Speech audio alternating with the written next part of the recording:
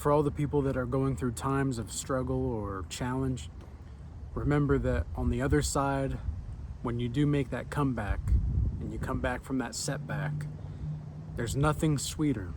There's nothing that tastes sweeter than to see your enemies seeing you do better. And there's nothing more satisfying than that. And I'm not necessarily advocating for people to have enemies, but if you're on this path, you're probably going to have enemies. You're probably going to have gang stalkers. You're probably going to have people that are keeping a close eye on your life. They're following you around. They're watching you close. They got nothing to say up until you actually make that final field goal or that shot, and now all of a sudden they want to celebrate with you as if they've been there the whole time. It's like, I thought we were enemies, bro. Oh, no. No, we're cool now, right? We're cool now. No, that's not how this works. That's not how this works. And so this leads me to the topic for today, which is for all the people that are tired of life in general and playing a rigged game. It's no secret that the society that we live in is based off of a game that you can't win. In many ways you can't win the games that are playing, but I also think that to opt out of the game completely is not the winning move either. It's like we're on a chessboard, and no matter which way you go, a couple moves ahead, you're gonna have your king in check. Now, that doesn't mean the game's over, but it's not looking good. But if you can strategize your way out of this, and you can move the right pieces at the right time and calculate better strategies moving forward, then you'll be all right. You'll be just fine. You can make it out. I've been in chess games where it looked like I lost far before the game was over, and yet I was able to come back and win because I was able to strategize and move certain ways to where I had to corner these people's pieces. And that's just how life has to be sometimes. You might be down in the ruts. You might be feeling pretty exhausted from just having to get up every day in, day out, do what you need to do, and try to figure out what to do with this life. But this is where stoicism comes into play. This is where understanding the state of affairs in our reality comes into play. And this is really where having inner resilience comes into play, because it's not going to be in the times where life is good that you're going to be tested in your spirit.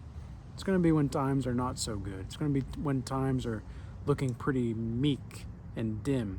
Maybe not meek is the right word. What is the right word? Probably something that is unlucrative and pernicious in nature, I would say.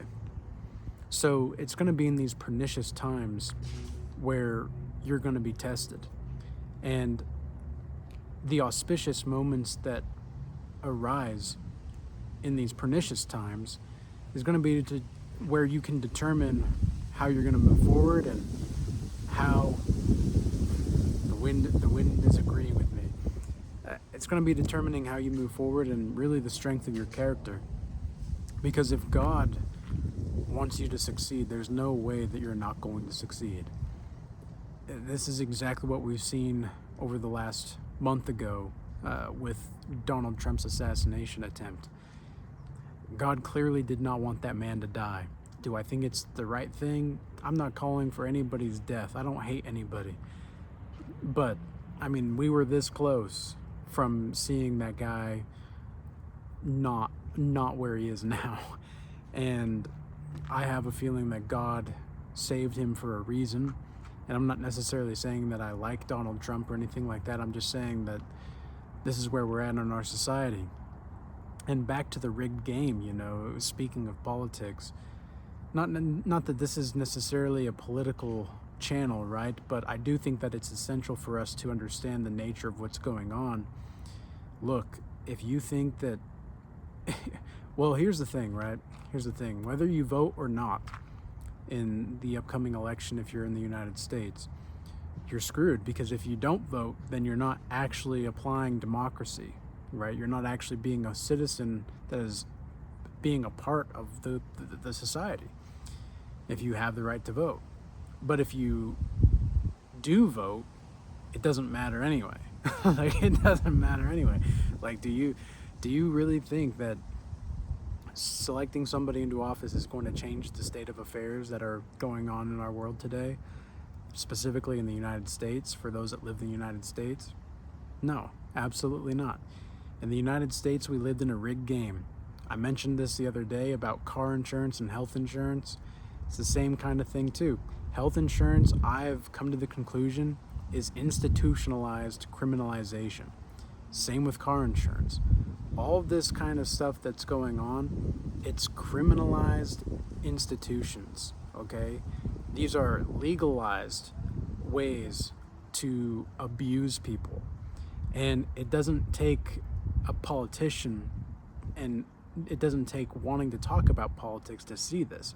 I hate talking about this kind of stuff, but it's essential for our spiritual selves to really understand the gravity and the density of what's actually going on. Because if we don't, well, then you're going to fall prey. You're going to fall prey to everything. So what do we do? What do we do? Well, we have to stay resilient, and we have to stay faithful to God, and to trust that even if we're doing something wrong, of course there's a helicopter coming over. Oh no, that's an airplane and a helicopter over in there. Anyway, so where was I? We have to continue to have faith in God, because if we don't, then all of our works are going to be for nothing.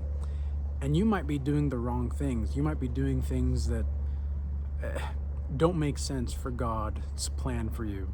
But if you're just doing something and you're just trying to get your life together, God isn't going to punish you for that, okay? It might seem like it in certain instances, but God is not going to punish you for trying to create value for yourself. God's not going to punish you for trying to create something for yourself. God's not going to punish you for striving to be independent. God's not going to punish you for wanting to be free from sin, because ultimately that's what true freedom is, right? Is abstaining and fleeing from that which is sinful / wrong for our well-being. Because here on this channel, I'm not religious, I'm ritualistic, and I've said this before and I'll say it again because it's paramount for my viewers and the people that are watching this in general to understand this.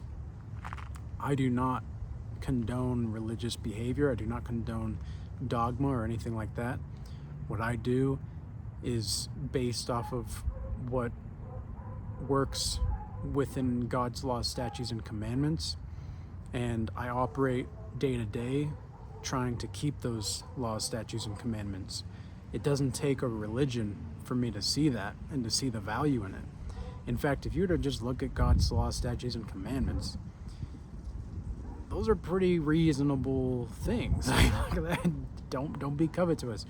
Don't murder. Don't steal. Like, honor your mother and father. These are things that are pretty.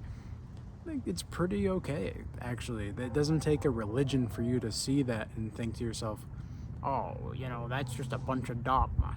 No, not at all. It's actually very reasonable and sound commandments.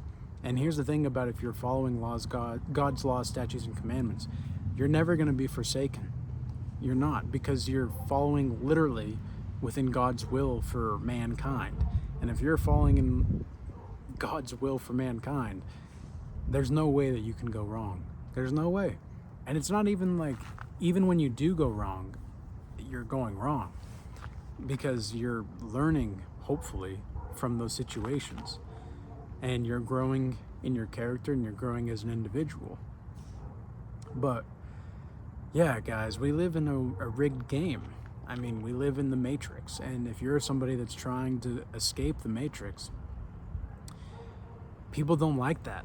I had a business opportunity recently where as soon as they found out what I did and how I strive to help people, And when people ask me, oh, well, what do you do?